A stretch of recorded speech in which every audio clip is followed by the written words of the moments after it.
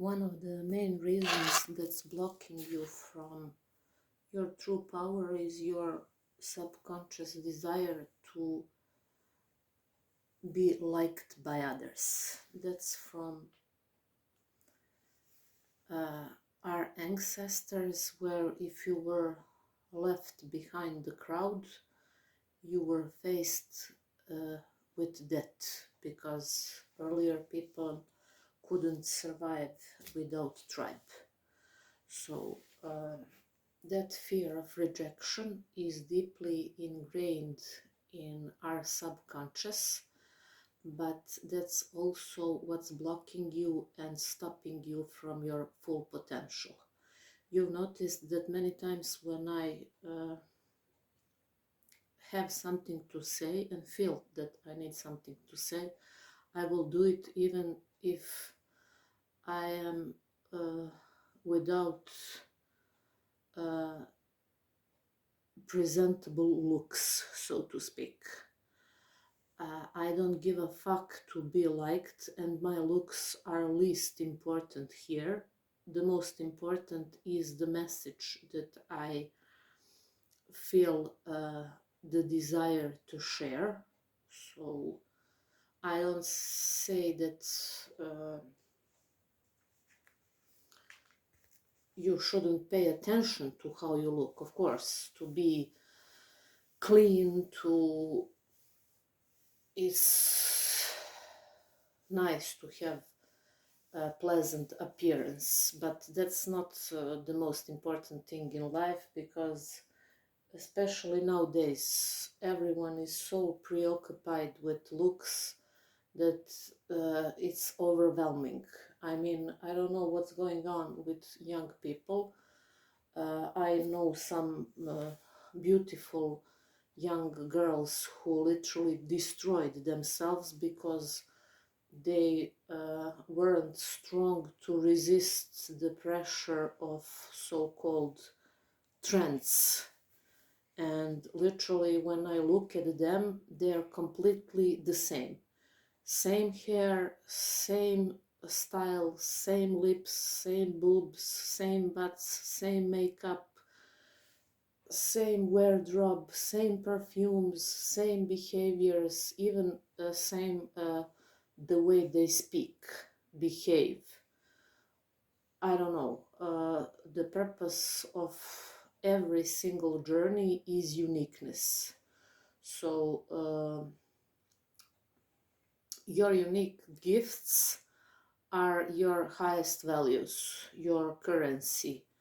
So as long as you are part of crowd, you are not where you're supposed to be.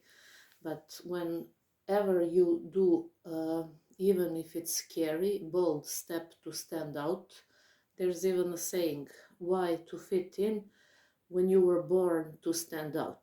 And that's the truth, no matter what your unique gift is. I think that Einstein said that every person is born genius, but through the conditioning of the society, most of those genius traits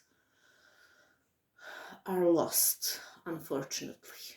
But you can always bring them back to life simply by paying attention what your soul is calling you to do. Soul is subconscious, and in your subconscious are all the treasures of life. If you only live from a conscious state of being and from your conscious mind, you will struggle, unfortunately, whole your life. But when you learn how to align your subconscious with conscious, that's where the magic happens. And I'll repeat again. When Jesus said, seek the kingdom of heaven inside first, and all the things of this world will be added onto you, he meant on fourth dimension. What's fourth dimension? It's beyond the physical realm.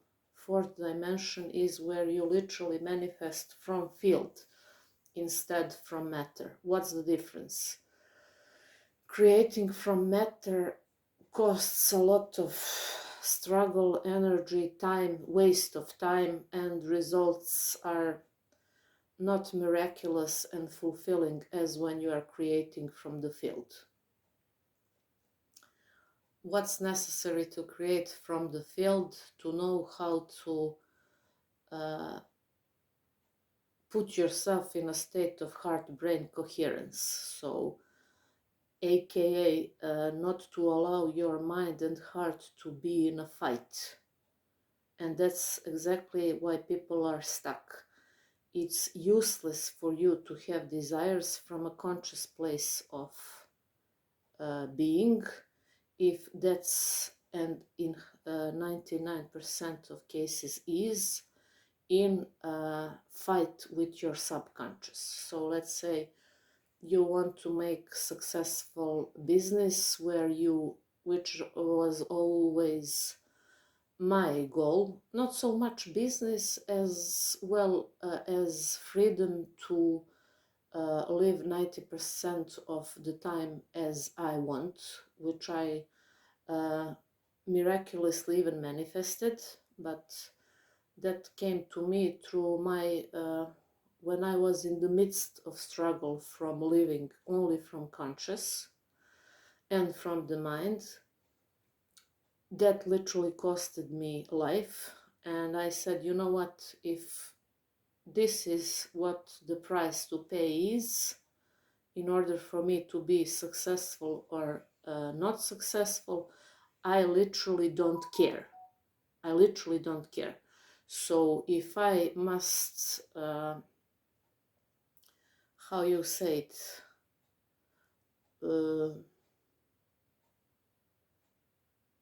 give up on everything, I'll give up. I'll give up with dignity because I don't care. I literally don't care whether or not I will make anything. And what's the irony of all this game of life is that as soon as I said, and literally mean it, because it's not what you say only if you really mean it and feel it, and because I really felt and meant what I said, that I don't really give a zero fucks whether or not I will succeed with my desires, that's when the magic began to happen. That's when I learned how to, I always was, I am, and I will always be intuitive, but that's after everything I went through highlighted, and I literally, let's say, had some dream 3 nights ago that will become my reality today or tomorrow. That's how intuitive now I am. But that's the reason why I'm saying this to you. The moment you let go and surrender, things begin to move for your highest good and for the highest good of those that are involved in ways that you couldn't even dream about. So I'm just here randomly picking what will have the need to speak through me as I see myself, and I know that I'm just the instrument of the Spirit. So here it is. God is always speaking. The question is, who is listening? I've written this from one of my favorite writers, Neil Donald Walsh, when they asked him through that time when he was writing Conversations with God series, and they asked him, how do you know if God is speaking or not? Does God has some particular special time when he speaks to us, or how that all God speaking to us business works? And he said God doesn't have schedule when he's speaking. God is always speaking, but the question is, who is listening? And that's the truth. All my struggle, all my pain, all my failures, all the hardest things that I've experienced in my life were just my stubbornness and my at the time complete blindness and deafness to God speaking to me and showing me. That's why this awareness thing is so important, because you can't be alert and open to signs, synchronicities, and hunches if you are not aware.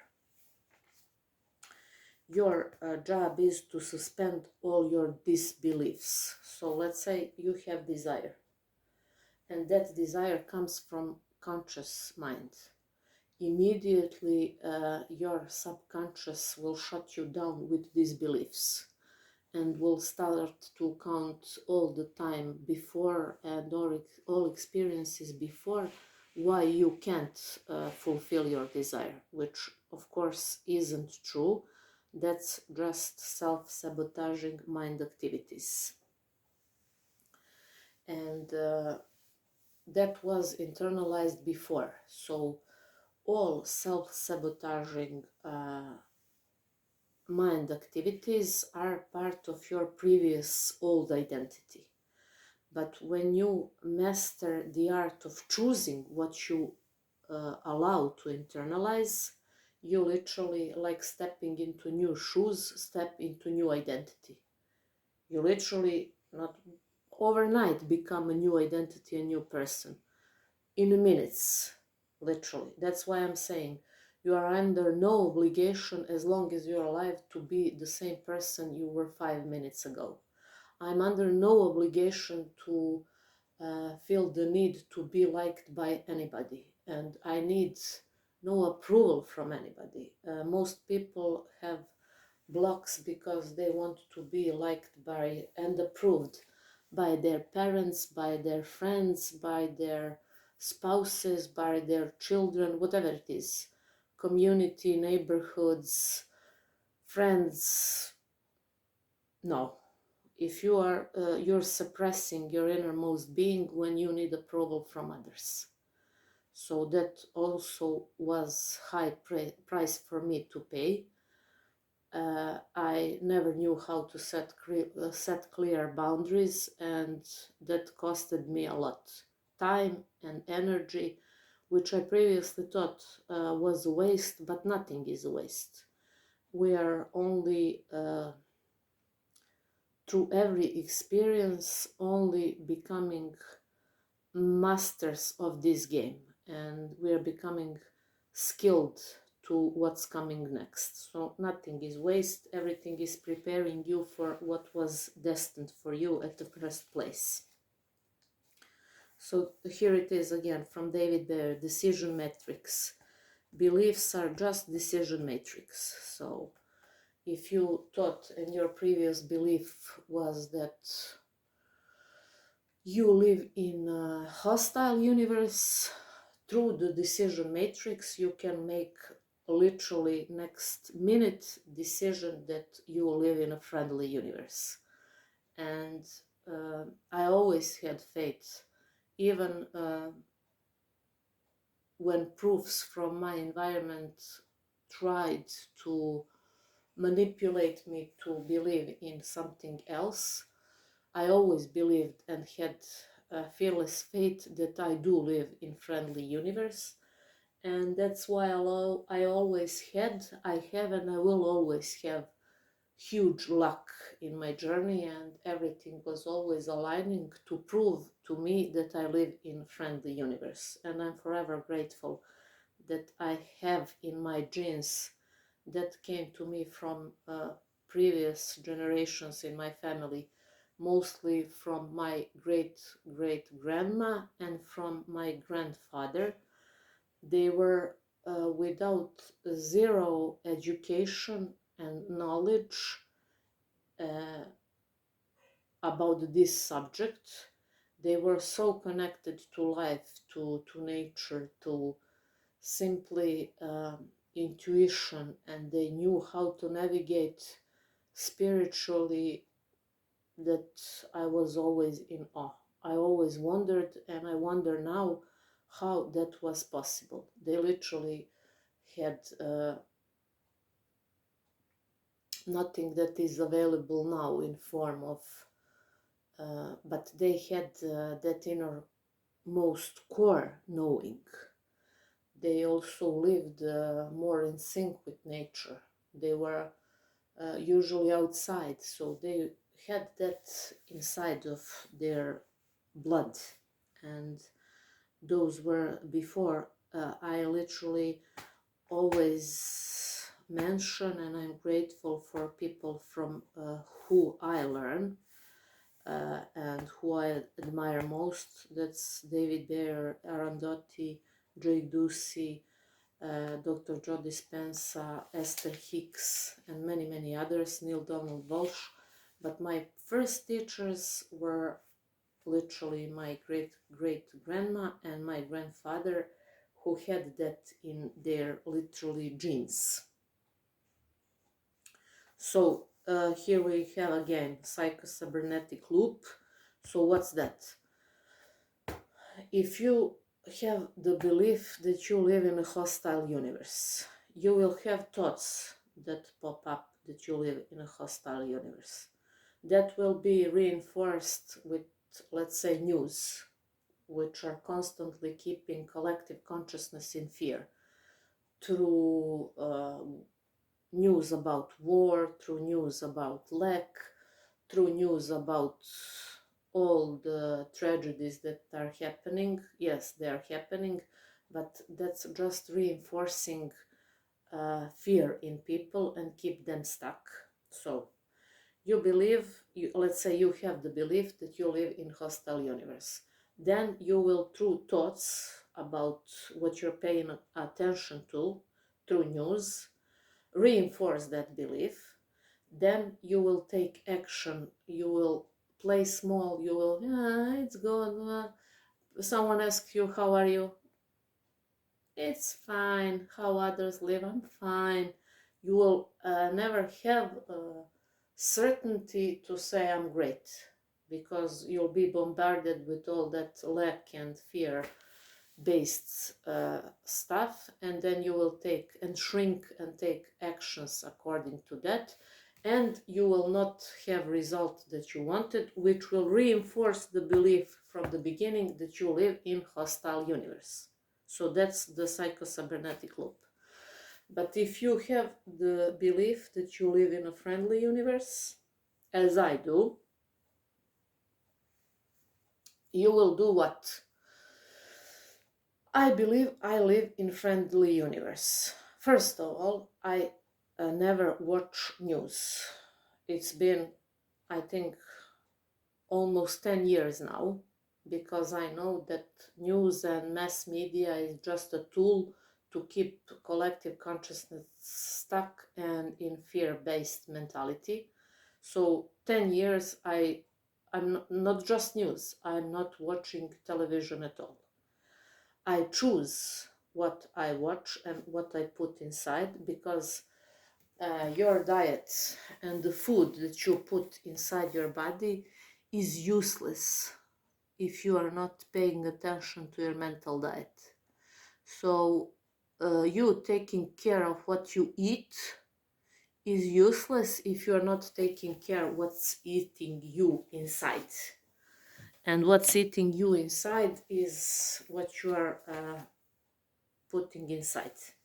So let's say I have belief that I live in friendly universe. I don't watch news. I choose content which I am here following. I always want to learn more. So when you know, no one can manipulate you and keep you in a place of fear. So I believe I live in friendly universe. I pay attention to what I think, because people who love themselves deeply, they always choose what they're thinking, and they're always paying attention. Is this thought helpful? Is this thought putting me in a place of power? Or this thought is self-sabotaging thought and mind activity that wants to keep me in previous identity, in a place of primal state of being. So you then love and take care of what you think, pay attention to what you think. Immediately when you're paying attention to what you think and are aware of your thoughts, you have better actions, better moves. With your better actions, you have better results, and your better results reinforce the beliefs, and it feels like the whole world is shifting in your favor when you finally get to this place where you deep inside your heart know that you live in friendly universe. The whole universe and whole life is shifting in your favor literally all day, every day. If you stumble across anything again, that just means that you slipped into old patterns. So move again where it feels better and where it really is better. And that's why they say, if you can see it in your mind, you can hold it in your hand, whatever it is. So whatever is now challenge for you, if you can replace that with positive image and with positive outcome, because expectations are creating outcomes and results, you will hold it in your hand.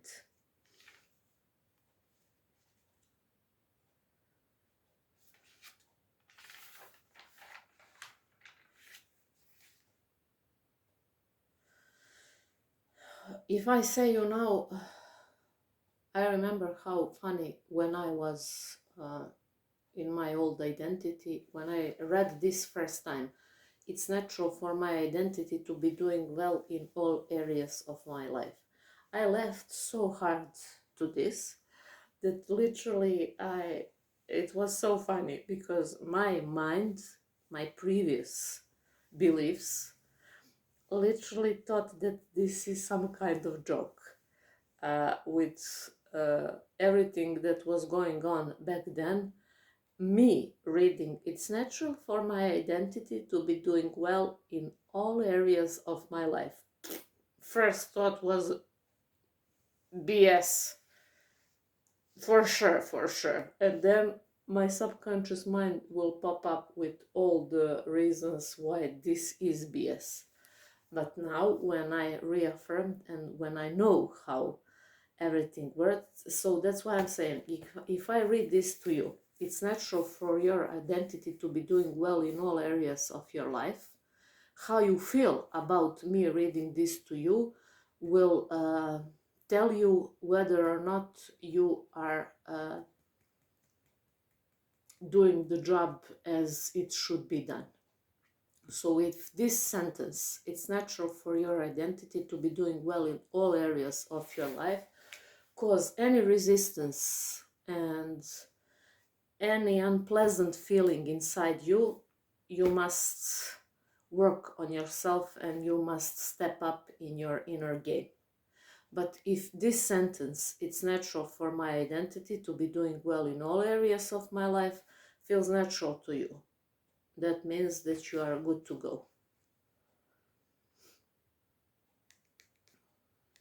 All fear is lack of trust in God. When you embrace the impermanence of the timeless now, you are in a state of alignment.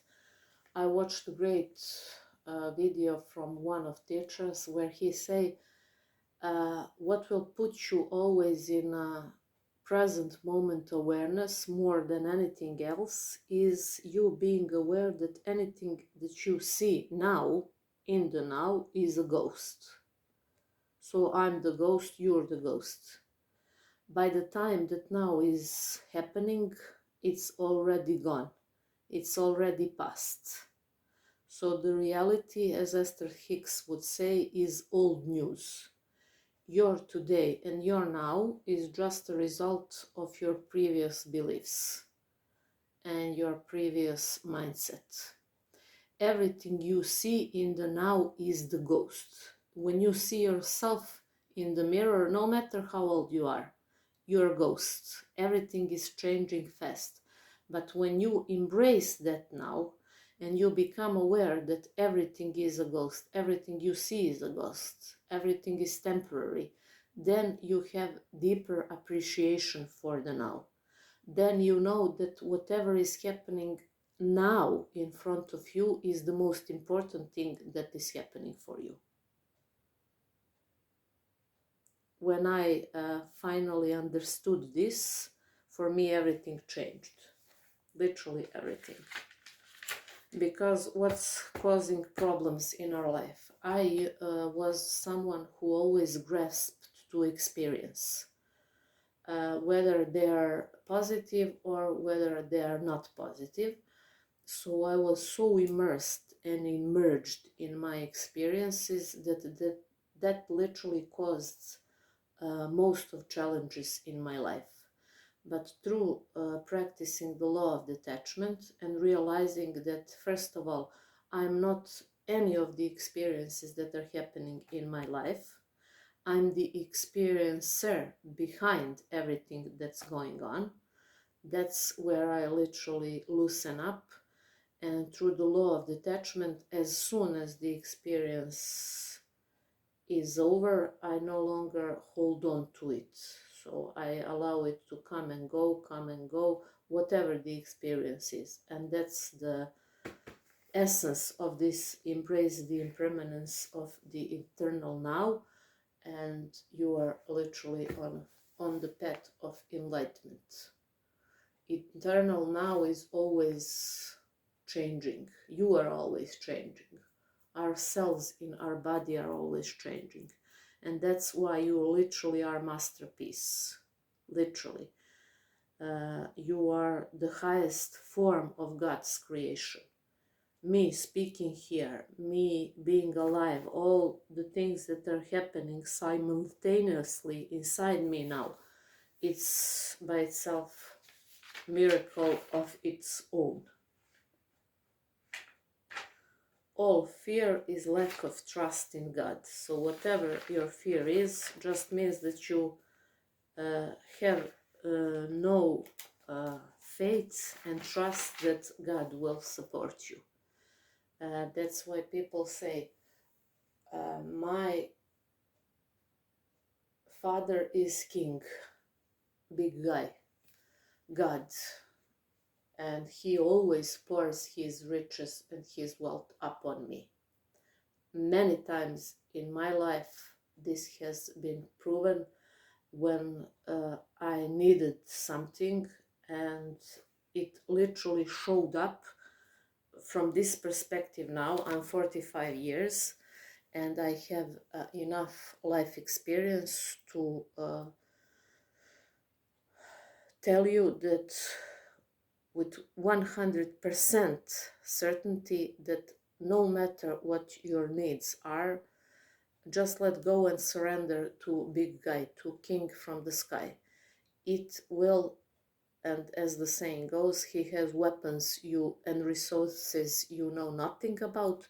It will come to you, whatever it is that you need, in the most miraculous ways. It was always like that for me.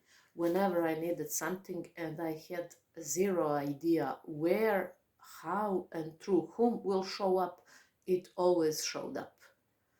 Literally like it's some kind of a movie that God is playing for me from the sky. Why that is happening? Because your and my mind are the centers of the divine operation.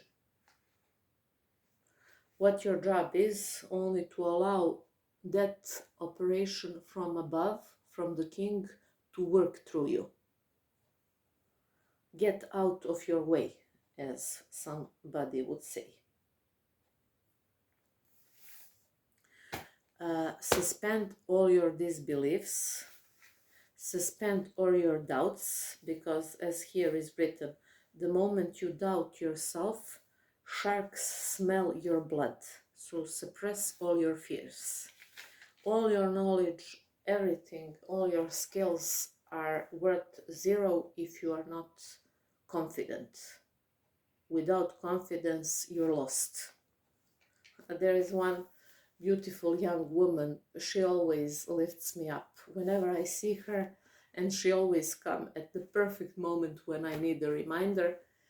Recently she said, she made the video from some beautiful place in mountains, and she's in her beautiful room on her high vibrational energy, and she said, I don't know, she read somewhere some comment that was like, you are boring with your uh, overrated confidence, something like that.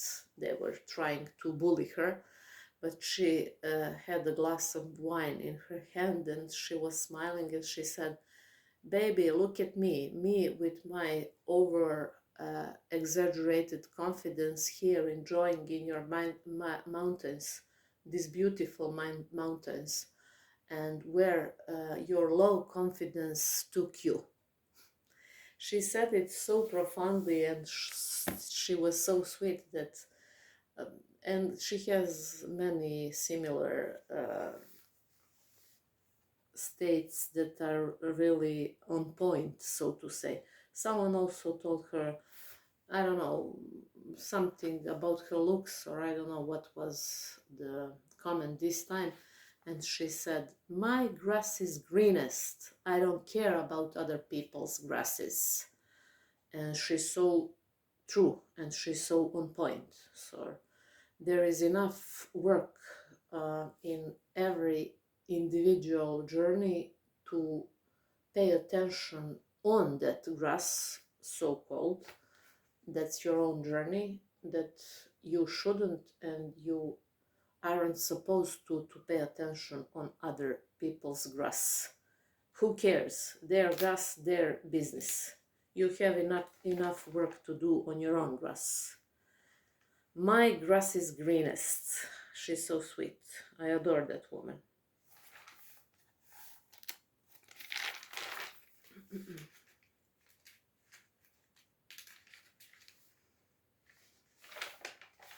This is also great. When you ask for the divine plan of your life to manifest, you are protected from getting the things that are not in divine plan. So let's say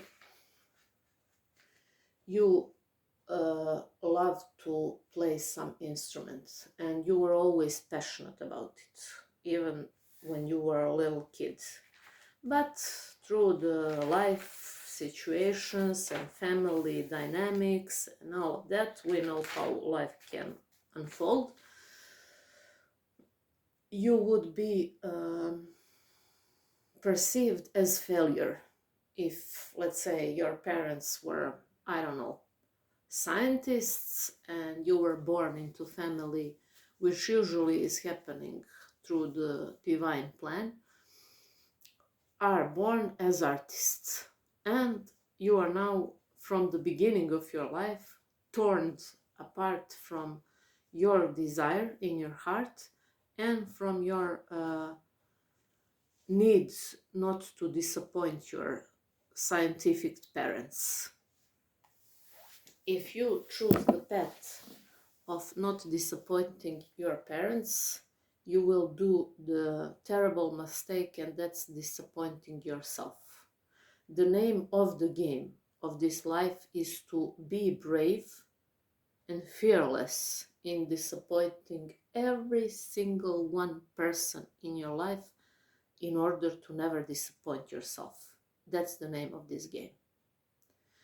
So what can happen if your divine plan and design is, you may go on path to be good child and to don't disappoint your parents, and you become scientist like them and so, but you are unhappy through your whole journey. Through the circumstances and events, something will eventually happen that will remove you from that which is not your passion, which is not your purpose, which no matter how you're paid off at that job, you will not feel joy, you will lose, and every day, little by little, lose your spark. Something will eventually happen that will protect you from getting what your parents wanted for you, and which will propel you to be the artist you were from the beginning meant to be. That's how it works. It's pretty simple. People like to complicate it, and I think and I know and I see more and more every day that life rewards people who are brave to betray everyone else in order to never betray themselves. Life only and always will reward people who are brave to disappoint everyone else in order to never disappoint themselves. So always know that your happiness is God's affair, and therefore no one can interfere. Literally no one. What's meant to be will meant to be, even if all the armies of this world join and gather together to prevent that from happening. God will always find a way to fulfill your destiny and your desires, because your desires are in essence your destiny, and they were given to you because you're the only person under this sky that has all the equipment needed to fulfill that destiny.